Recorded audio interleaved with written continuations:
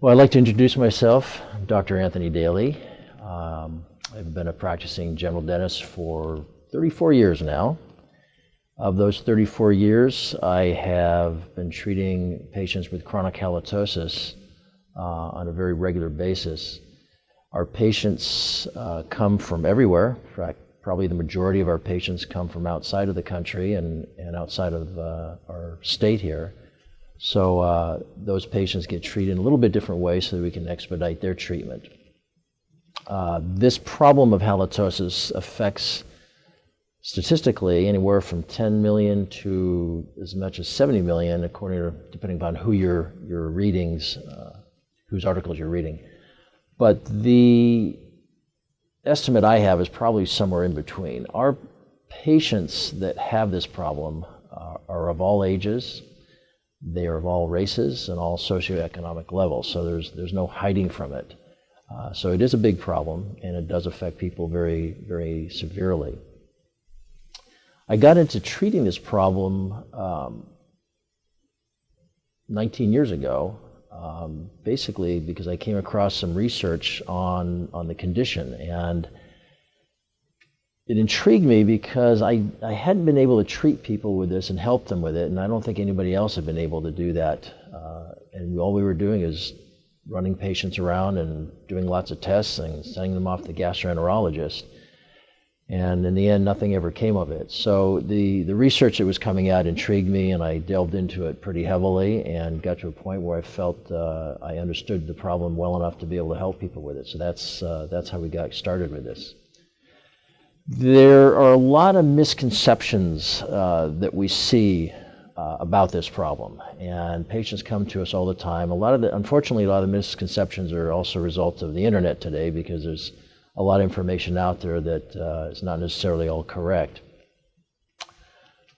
Probably the most misconceived idea about what causes halitosis is actually due to gastrointestinal issues. People assume that this is a GI problem, and they also assume that certain foods will cause this problem too. Our experience has been that GI problems do not cause this. Gastrointestinal issues are all over the place out there. Gastric reflux is a common condition that people have, but for various anatomical and physiological reasons, these do not cause a problem. In the 19 years we've been treating this, and the some 15,000 or so patients we've treated, we've never seen a gastrointestinal issue cause this. On the same token, foods can certainly produce food odors. No question about that. We all know that. Garlic, onions, all these things. But those are not halitosis. And of course, if you don't like the odor of that food, it's pretty simple. You just don't eat it. People oftentimes can assume that this problem is a contagious issue. So they're afraid of passing it on to another person or a spouse and vice versa. But it clearly is not a contagious issue. The other really common misconception that we see out there about this is that this problem comes from tonsils. And there are these things called tonsilloliths, or what we refer to as tonsil stones. And there's a lot of literature out on the internet that blames these tonsil stones for halitosis. But the reality is, in all the years of treating this, we've still not seen a case of halitosis being caused by that. So what causes halitosis? Well, our experience has been that there are always multiple causes in every patient we've ever seen. And I suspect every patient we will see in the future will also have multiple causes. The biggest overriding issue that we see is that this problem does come from an imbalance in the oral flora. That imbalance can come about for a lot of different reasons, but in essence, there's an excessive amount of gram-negative anaerobic bacteria.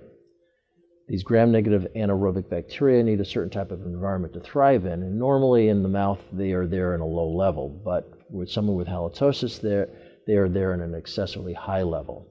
Why they're like that varies from person to person, and there are numerous causes for that. What the anaerobic bacteria do is they actually produce what are called volatile sulfur compounds. These are known as VSCs. And the VSCs are the compounds that you smell when you smell somebody with bad breath. So our goal, obviously, is to get those reduced, and the key is to finding out why a person has this imbalance. Common causes of this problem are due to sinus issues, whether it be sinus infections, sinus congestion issues, sinus drainage, such as postnasal drainage. In the case of postnasal drainage, what will happen is you'll get a development of a biofilm from that mucus, and it gets onto the tongue and promotes the growth of these bacteria.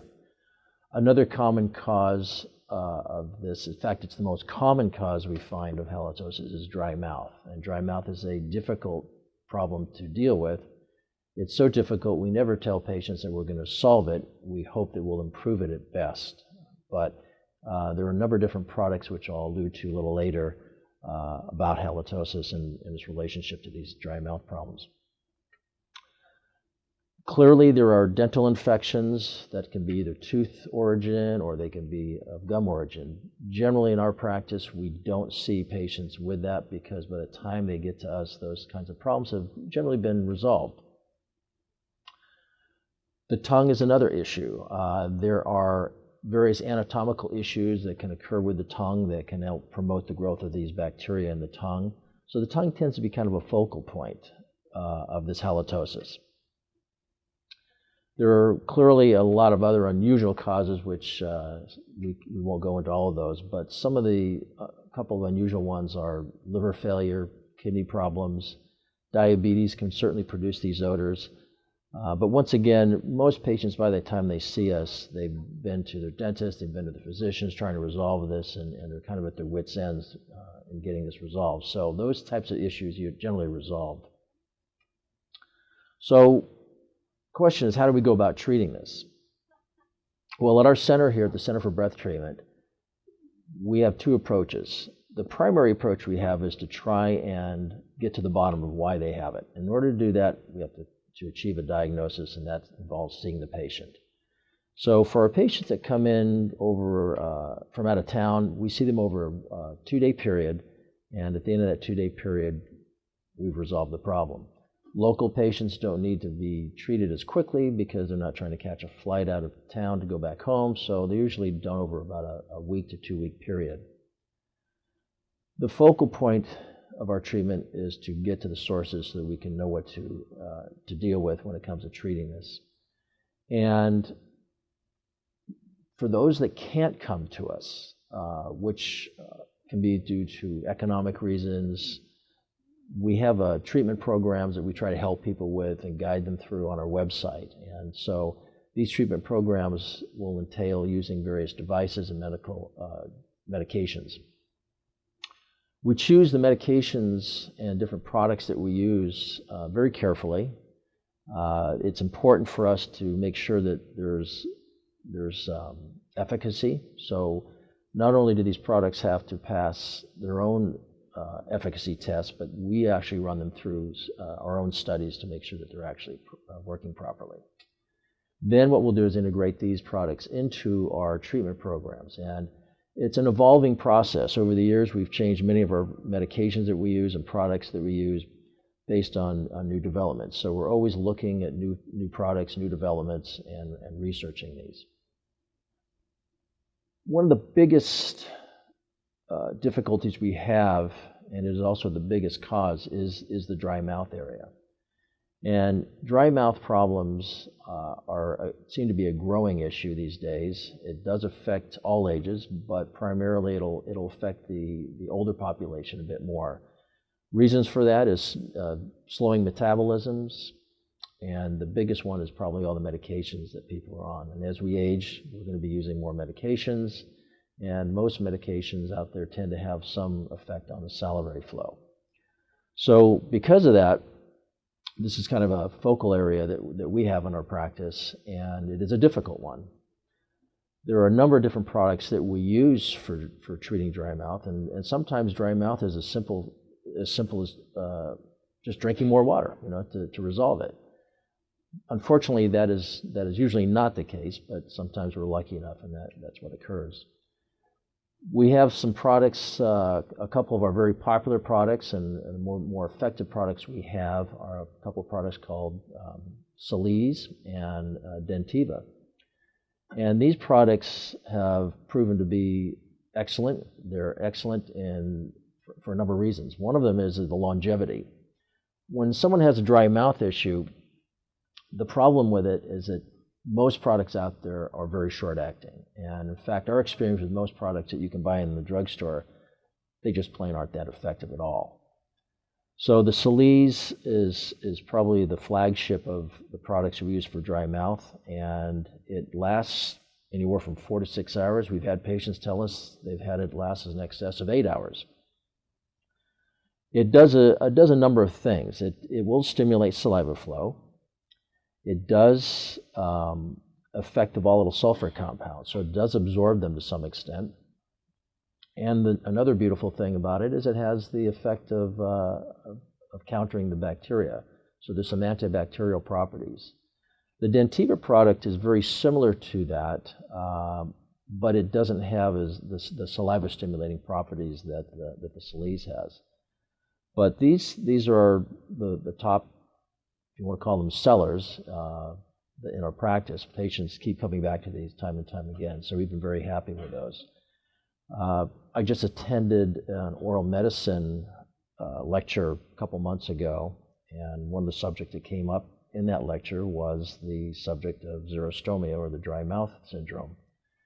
And during that lecture, the speaker started to discuss about some of the different causes of it, and which we kind of were familiar with already, but they were going to talk about what they felt were the best products for treating this.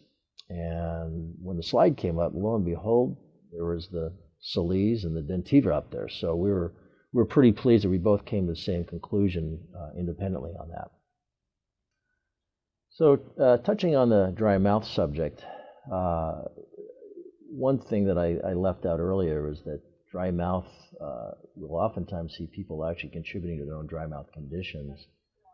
And probably the biggest culprit of that is some of these mouth rinses that you see out there in the stores, and many of them have very high levels of alcohol. So these have actually produced some pretty dramatic changes in the flora in the mouth and the dry mouth issues that result in the evaporation of these odors.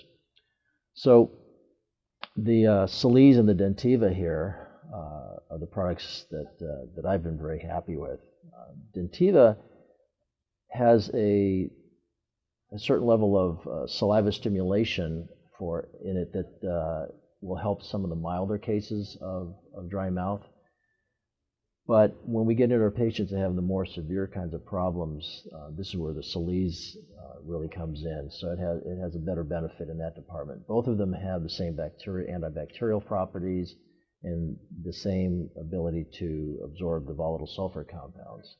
So I think overall, though, one of the biggest attributes is the longevity, because I haven't found a product out there yet that can last that long. And one of the biggest complaints we get from people with dry mouth is the products that are out there are very, very short acting, and so they're constantly having to pop things into their mouth. So the Dentiva and the Salese really satisfy that area, and we've been very pleased with it.